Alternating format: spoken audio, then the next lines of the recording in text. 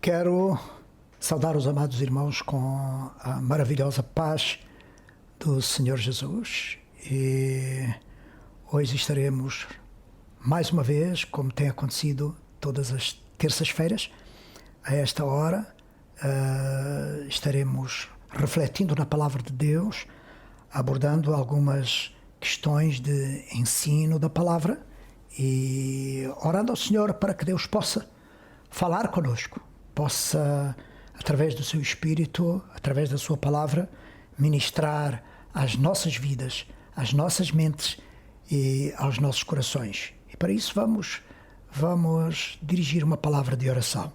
Senhor, te agradecemos o podermos estar aqui, Senhor, diante de ti e diante da tua palavra.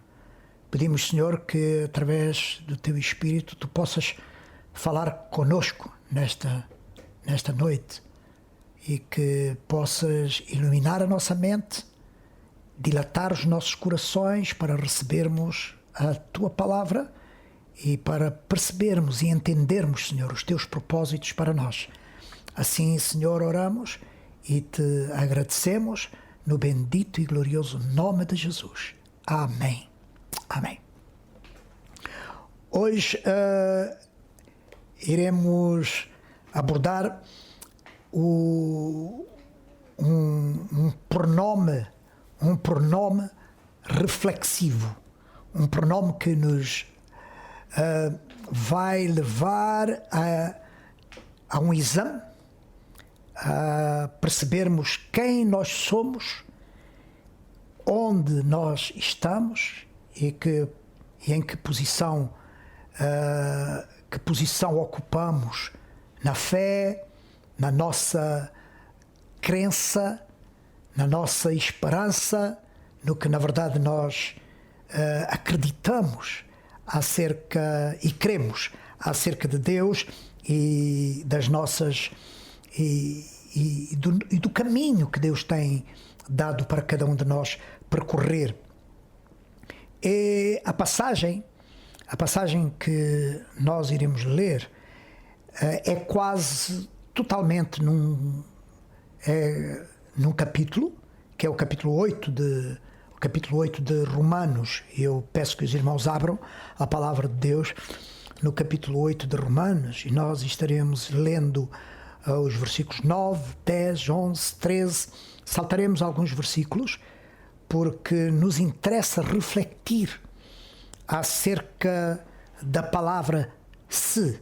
Por isso nós demos o título desta mensagem, o se que nos avalia. São duas palavras que eu aprecio muito na palavra de Deus, nas Escrituras, que é o se e o mas. Hoje nós iremos falar sobre o se, que é um pronome reflexivo, que nos dá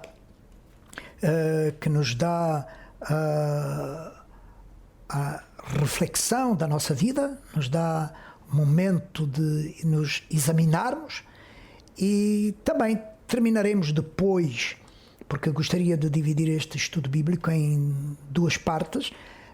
A primeira parte nós iremos até ao versículo 13 de Romanos 8 e depois a segunda parte nós terminaremos até ao versículo 37. Mas eu vou fazer a leitura da palavra para depois nós seguirmos o raciocínio. Diz a palavra de Deus em Romanos 8 e versículo 9: Vós, porém, não estáis na carne, mas no Espírito. Se é que o Espírito de Deus habita em vós, mas se alguém não tem o Espírito de Cristo, esse tal não é dele. Verso 10. E se Cristo está em vós, o corpo, na verdade, está morto por causa do pecado, mas o Espírito vive por causa da justiça. verso 11. E se o Espírito daquele que dentre os mortos ressuscitou a Jesus habita em vós, aquele que dentre os mortos ressuscitou a Cristo, também vivificará os vossos corpos mortais pelo seu Espírito que em vós habita. Verso 13.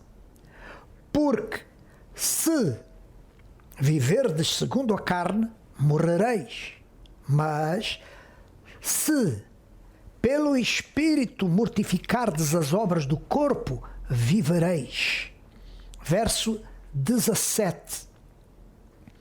E se nós somos filhos, somos logo herdeiros, também herdeiros de Deus e co-herdeiros de Cristo. Se é certo que com Ele padecemos, para que também com Ele sejamos glorificados. Verso 25. Mas se esperamos o que não vemos, com paciência o esperamos. E o verso 31. Que diremos, pois, a estas coisas? Esta passagem é muito conhecida pela Igreja. Se Deus é por nós, quem será contra nós? Eu lerei ainda que são passagens de reflexão neste estudo. Eu lerei ainda com os irmãos o versículo 37, que é um versículo que iremos terminar o estudo. Na segunda parte iremos terminar o estudo com estas passagens de Romanos 8:37 e de 2 de Coríntios 13:5. Mas em todas estas coisas, diz Romanos 8:37, somos mais do que vencedores por aquele que nos amou. Aqui já não é o se, mas é o mas. E ainda em 2 de Coríntios 13:5 diz: examinai-vos a vós mesmos, se permaneceis na fé, provai-vos a vós mesmos. Ou não sabeis quanto a vós mesmos que Jesus Cristo está em vós, se não é que já estáis reprovados. Agora o verso 6 desta mesma passagem, 2 de Coríntios 13:6, Paulo termina dizendo: mas espero que entendereis que nós não somos reprovados. Então vamos iniciar com a análise aos se's e depois no final do estudo nós iremos falar um pouco dos mas, que fazem uma interligação com os se's. Nós estamos a falar de avaliação. Quando se fala se, como eu disse no início, é um pronome reflexivo que nos leva a pensar, a refletir, portanto, se o que somos, se somos, se não somos, se estamos bem, se não estamos bem, se estamos em Cristo, se permanecemos ou não no pecado, se estamos em vitória, se cremos mesmo ou não em Deus, se a nossa vida foi mudada, se estamos transformados em Cristo ou não. E é neste sentido, amados, que Paulo escreve a maior parte das cartas dele. 6.700 e tal vezes o se é mencionado na palavra de Deus, e muitas vezes nas cartas de Paulo, ele leva sempre, depois do ensino da palavra, ele leva sempre as igrejas para quem ele escreveu, os crentes para quem ele escreve, os salvos para quem ele escreve, os filhos de Deus para quem ele escreve. Ele leva sempre, depois do ensino, depois de uma palavra, seja ela de exortação, seja ela de ensino das Escrituras, seja ela uma recordação, uma lembrança do que Deus já falou no Velho Testamento para o seu povo e para a igreja hoje, ele leva o povo de Deus a refletir se está em Cristo, se permanecemos ou não nele. E isso é muito importante. E nós iremos ver cada um dos se's de Paulo em Romanos e também em Coríntios, cada um desses pronomes reflexivos ou reflexivos. O que é que Paulo está querendo dizer? Paulo mantém, eu vou repetir isto, Paulo mantém a igreja, Paulo mantém os filhos de Deus em constante exame. Os irmãos lembram-se daquela passagem que lemos em todas as ceias, que está em Coríntios, capítulo 11 de 1 de Coríntios, verso 28, quando, diante da mesa do Senhor, Paulo exorta a igreja e ele pede: examine-se, pois, o homem a si mesmo, para que esteja, ou saiba se está ou não preparado para participar da mesa do Senhor, preparado para fazer parte deste corpo maravilhoso que é a igreja, preparado ou não para entender se está ligado ou não àquele que é a cabeça da igreja. Portanto, ele pede: examinai as vossas vidas para fazerem parte do corpo do Senhor, ou para entenderem se fazem parte ou não do corpo.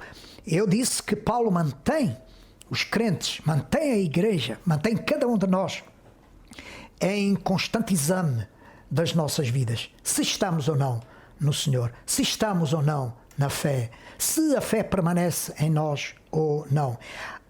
Até os próprios apóstolos, os próprios filhos na fé de Paulo, aqueles que estavam na igreja antes dele, como foi o caso de Pedro, ele os examinou e ele conseguiria perceber os seus dons, os seus talentos, as suas vocações, as suas chamadas em Deus para o ministério.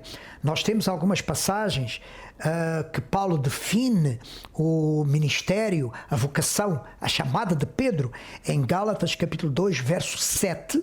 Se os irmãos podem abrir as Escrituras, nós vemos que Paulo fala acerca de Pedro, Gálatas capítulo 2, verso 7, e ele diz: antes, pelo contrário, quando viram que o evangelho da incircuncisão me estava confiado, Paulo está a falar dele, e está dizendo que o ministério da incircuncisão, que era o ministério para os gentios, estava confiado. Ele entendeu no exame da sua própria vida, no exame da sua própria chamada, ele percebeu que Deus o estava vocacionando para pregar o evangelho aos gentios. Ele também percebeu que Pedro tinha a chamada, Pedro tinha a vocação para pregar, para anunciar o evangelho àqueles que eram da circuncisão, ou seja, aos judeus. Paulo examinava, Paulo percebia isso naqueles que estavam com ele, fossem eles apóstolos, fossem eles seus filhos na fé, ele percebia isso. E com base nisso, agora eu chamo a atenção a este ponto, com base nisso, quando esses se's são resolvidos, quando nós temos certeza se estamos ou não com o Senhor, se temos certeza que fomos chamados ou não pelo Senhor, se temos certeza do nosso ministério, então podemos examinar como nós estamos progredindo nessa fé, nesse ministério e nessa chamada, de tal maneira que ainda no livro de Gálatas, no mesmo capítulo 14, percebendo Paulo o ministério de Pedro, percebendo Paulo que Pedro já deveria, pelo tempo que ele estava na fé, que ele já deveria entender acerca do grande ministério e do grande mistério revelado, que ele revela isso em Efésios, o grande mistério revelado de que tanto judeus como gentios, agora em Cristo, não são povos diferentes, são o mesmo povo em Cristo. Uma chamada à salvação, uma chamada à redenção, uma chamada à vida eterna, uma chamada gloriosa que através de Cristo tanto os gentios como os judeus agora são um povo em Jesus. Entendendo Paulo isso, olhando para o ministério de Pedro e percebendo que Pedro estava falhando em alguma coisa no seu ministério, Paulo tinha autoridade. Ou seja, se Pedro era aquele chamado por Deus para esse ministério, se ele era chamado, se ele tinha a vocação, era exigido a Pedro que tivesse um outro comportamento. É isso que Paulo quer dizer em Gálatas, capítulo 2, verso 14, quando ele chama a atenção a Pedro. É como se Paulo dissesse: Pedro, se tu és Pedro, se tu és chamado por Deus para o ministério entre os da circuncisão, entre os judeus, tu já deverias entender que são um só povo em Jesus. E se tu não entendes isso, tu não estás bem.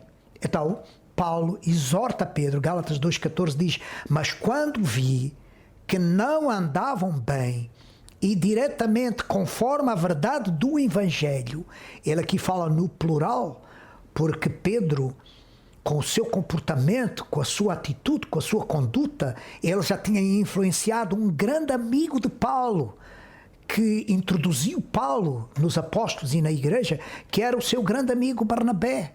E com o comportamento de Pedro irregular no seu ministério, ele estava influenciando Barnabé, e nós já vamos ver isso agora. Então ele chama a atenção Pedro. Disse a Pedro, estou lendo o versículo 14, disse a Pedro na presença de todos, e olhem o se tu, sendo judeu, vives como gentios e não como judeu, porque obrigas os gentios a viverem como judeus. Se tu.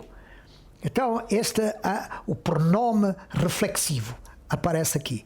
Se tu és Pedro, chamado por Deus para o ministério que tens, por que é que tu não te comportas conforme essa chamada? Isto é maravilhoso.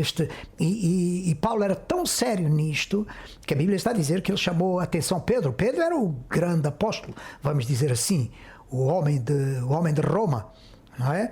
Ele chama a atenção a Pedro em frente de todos, na presença de todos, como está escrito aqui. Se tu, sendo judeu, vives como gentios e não como judeu, porque obrigas os gentios a viverem como judeus? E tinha uma opinião formada.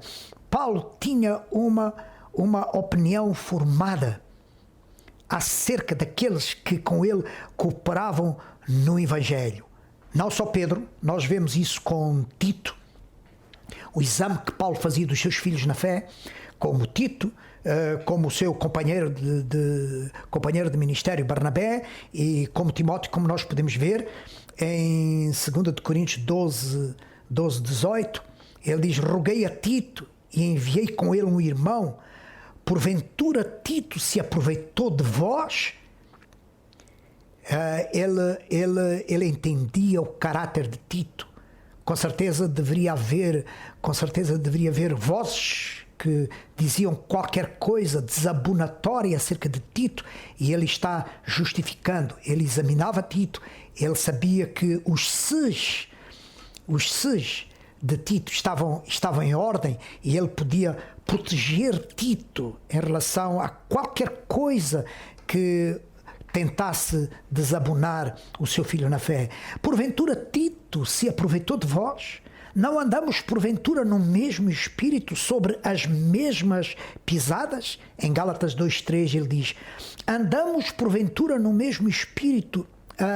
Desculpem, Gálatas capítulo 2, verso 3 diz: mas nem ainda Tito, que estava comigo, sendo grego, foi constrangido a circuncidar-se. Ele fazia o exame, fez exame de Tito numa circunstância, também fez em outra circunstância, como ele foi constrangido a ter que cumprir um ritual judaico, não porque fosse necessário fazê-lo, mas Tito, para poder ter mais força no que ele pregava, força no que ele ensinava, ele obedeceu e foi constrangido a se circuncidar. E diz ainda acerca de Barnabé em Gálatas 2,13: e os outros judeus também dissimulavam com ele refere-se a Pedro, o que eu falei anteriormente, que Pedro influenciou Barnabé a uma conduta que não era certa. E Paulo está a dizer: os outros judeus também dissimulavam com ele, de maneira que até Barnabé se deixou levar pela sua dissimulação. O que eu quero chamar a atenção aos amados irmãos é que os se's eram analisados por Paulo e ele refletia sobre que se os apóstolos estavam bem ou se não estavam, se eles estavam a andar de acordo com a vontade de Deus ou se não estavam, e ele percebia isso na conduta deles e ele escreveu acerca disso para a nossa reflexão.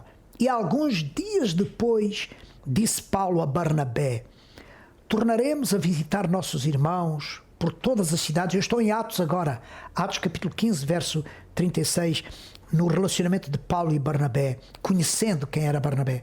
Tornemos a visitar nossos irmãos por todas as cidades em que já anunciamos a palavra do Senhor, para ver como estão. O mesmo Barnabé que está a ser influenciado, mas Paulo examina Barnabé, conhece o seu coração e chama-o para ir com ele, para confortar, para animar os irmãos e anunciar a palavra aos irmãos, e ele vai com Barnabé. Timóteo é outro exemplo.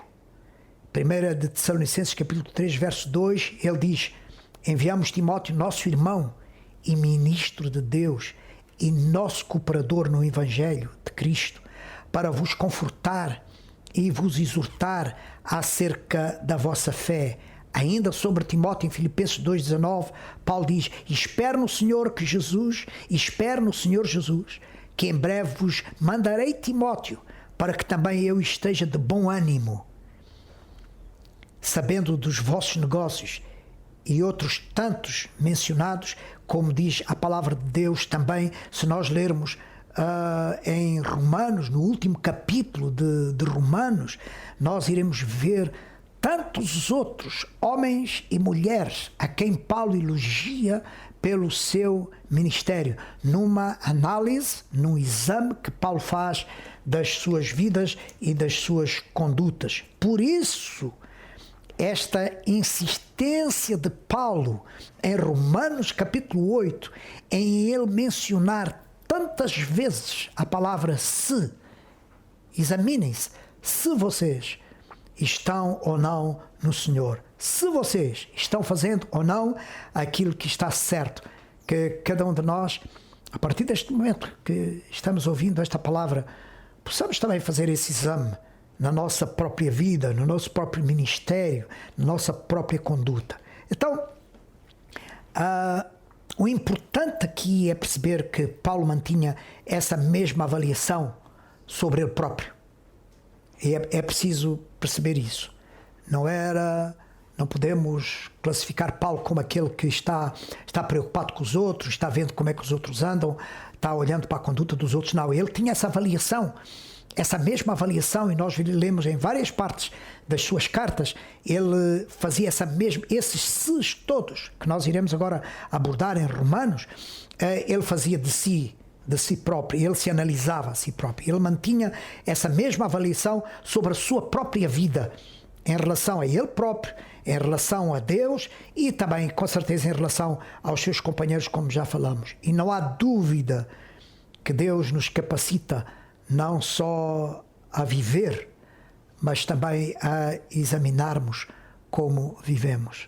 Deus nos capacita a vivermos, mas também Ele nos capacita a examinarmos como nós estamos vivendo. Então, vamos voltar a Romanos. O versículo 9, estamos em Romanos capítulo 8. O versículo 9 fala de templos do Espírito. Exame se somos ou não templos de Deus. Maravilhoso. Se Deus habita em nós ou não. E com certeza há características, não temos tempo para abordar todas elas aqui, mas há características, há frutos, há uma vivência, há uma maneira de ser, há uma maneira de estar, há uma maneira de comportar, há uma maneira de viver para aqueles onde Deus habita, aqueles que são templos. E aí Paulo está a dizer, se é que o Espírito de Deus habita em vós, versículo 9, se é que o Espírito de Deus habita em nós. Aqui é acerca de sermos ou não templos do Espírito Santo. Paulo está a dizer, precisamos analisar se o Espírito de Deus habita ou não em nós. Se nós somos templos ou não do Espírito de Deus, no versículo 9. Ainda no versículo 9, Paulo fala sobre pertencemos ou não. Primeiro, se somos templo. Depois é se pertencemos. Parece igual. Parece uma mesma forma de analisar esta questão, mas não é. Nós somos templos do Espírito Santo. Tem muito a ver se somos salvos. Porque a partir do momento em que nós fomos salvos, o Espírito passou a habitar em nós. Então, a primeira parte deste versículo 9 é uma reflexão à nossa salvação. Se somos ou não salvos. E nós aprendemos pela palavra de Deus que ninguém se pode desculpar que esse é um assunto de Deus, Deus é que sabe, ninguém sabe se é salvo. Não, podemos ter a certeza que somos salvos. E esta é a primeira parte desta passagem, quando Paulo está falando sobre se somos ou não templos do Espírito. E precisamos examinar isso. Se precisamos examinar isso, é porque podemos ter certeza se somos ou não templos do Espírito Santo. Ou seja, se estamos ou não salvos. É muito importante. A outra é a permanência de Deus em nós, a permanência da comunhão. Eu sou salvo, mas eu pertenço a Ele, eu sou dele, o meu viver mostra que Deus habita em mim, que eu pertenço a Deus, e aqui tem a ver com eu não ser de mim mesmo. Tem a ver que eu não vivo pela opinião dos outros, eu não vivo pelo que o mundo mostra e o mundo dá e o mundo revela para mim. Eu pertenço a Deus, eu sou propriedade dele, Deus é o meu Senhor. É importante nós recebermos, na primeira parte do versículo, nós recebemos o Senhor como nosso Salvador. O Espírito habita em nós. Glória a Deus. Sou salvo. A segunda parte do versículo, eu vou repetir, a primeira parte do versículo, ele é o nosso Salvador. Na segunda parte do versículo, ele é nosso Senhor. E nós precisamos receber Jesus como nosso Salvador, mas também como nosso Senhor. Pertencemos a Ele, Ele é nosso dono, Ele domina em nós, Ele é que manda em nossas vidas. E Paulo está a pôr o se. Se alguém não tem o Espírito de Cristo, esse tal não pertence.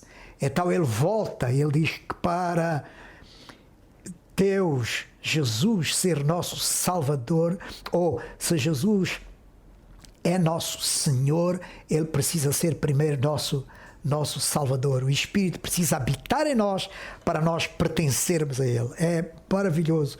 Parece um trocadilho de ideias, mas é muito profundo entender isto. O Senhor é Salvador e é nosso Senhor também.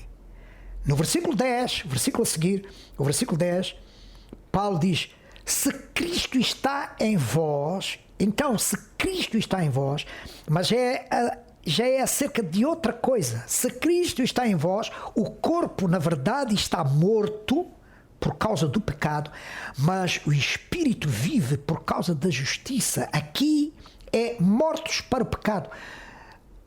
O Espírito habitar em nós, pertencermos a Deus, Jesus ser nosso Salvador e ser nosso Senhor, está ligado diretamente à questão de que estamos mortos para o pecado não tem domínio sobre nós. Portanto, mortos para o pecado, se Cristo habita em nós, se Cristo está em nós, nós estamos mortos para o pecado. O versículo 11, estamos no versículo 10, o versículo 11 fala sobre esperança de vida futura.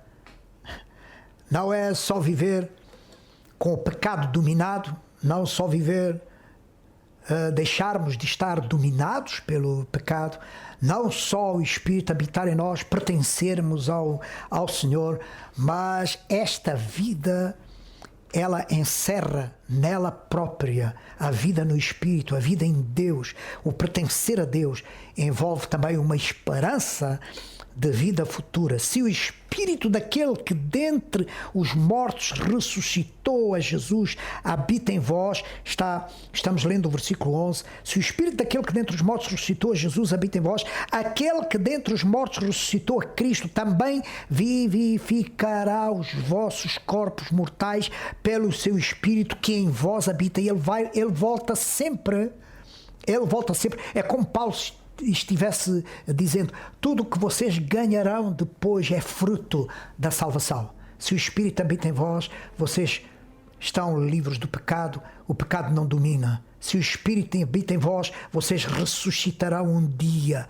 Por isso Paulo, ele diz que vocês não são, escreve em Tessalonicenses, vocês não são como os demais que não têm esperança. É acerca desta esperança, mas primeiro temos que resolver. Para ter esperança, temos que resolver o problema do se.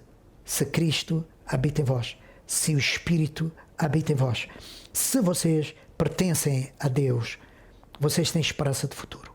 Louvado seja o nome do Senhor. Vocês ressuscitarão como Cristo ressuscitou. Isto é maravilhoso. Versículo 13. E estamos mesmo a terminar. Versículo 13. Aviso de morte espiritual.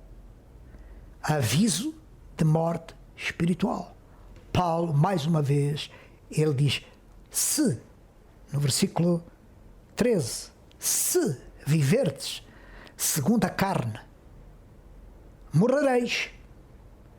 Mas se pelo Espírito mortificares, que é a segunda parte do versículo 13, e eu termino aqui esta primeira parte do nosso estudo, ele diz, na primeira parte do versículo 13, se vocês viverem segundo a carne, se vocês rejeitarem o domínio do Espírito Santo, se vocês rejeitarem o domínio, porque o Espírito Santo disse a Jesus, em João 14, João 16, Jesus falou acerca disso. O Espírito veio para guiar a verdade.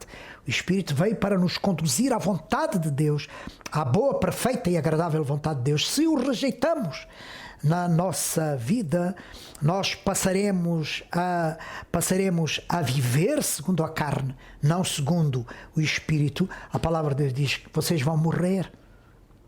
Morrereis, diz o apóstolo Paulo. Mas ele termina o versículo mais uma vez chamando-nos à reflexão. Mas se pelo Espírito, o Espírito não só salva, amados, o Espírito não só nos salva, pelo Espírito não só Deus habita em nós, não é só uma questão de Deus habitar em nós. Não estou dizendo que isso não bastava, mas o Espírito habitando em nós, ele opera coisas gloriosas na nossa vida. E Paulo está dizendo, mas se pelo Espírito vocês mortificarem, verso 13, vocês mortificarem as obras do corpo pelo Espírito, eu não estou dizendo que usemos, mas que Deus nos dê força para nós entendermos a força que o Espírito Santo tem em nós. Paulo está a dizer, se pelo Espírito vocês mortificarem as obras do corpo, pelo Espírito. Não tentemos mortificar só porque somos capazes, porque temos alguma capacidade, porque a nossa vida pertence a Deus. Se pelo Espírito vocês mortificarem as obras do corpo, vocês viverão. Eu vou terminar aqui esta primeira parte do estudo. Continuaremos na segunda parte, a partir do verso 17 de Romanos 8, que estamos lendo, e que cada um de nós, a partir deste momento, começa a fazer um exame, começa a pôr os se's na sua vida. Se está em Cristo, se o Espírito habita em nós, se está salvo ou não, se Deus, ou se pertence a Deus ou não. É muito importante nós fazermos isso. Que Deus possa ricamente abençoar os nossos corações, as nossas mentes, a nossa vida, para que possamos entender o privilégio que temos da nossa salvação, o privilégio que temos de pertencer a Deus.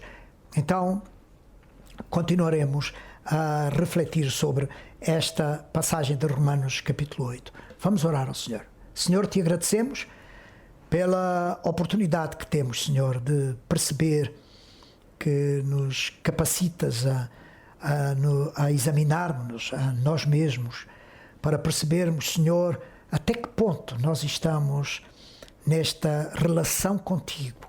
Até que ponto, Senhor, o Espírito Santo de Deus verdadeiramente habita em nós e através dele nas nossas vidas nós temos vitória, podemos viver em vitória, podemos agradar a Ti, Senhor. Deus, guarda o Teu povo, guarda a Tua igreja e dá-nos sempre, Senhor, um espírito de reflexão, de exame acerca das nossas vidas. E assim eu peço e Te agradeço em nome de Jesus. Amém. Amém. Deus abençoe.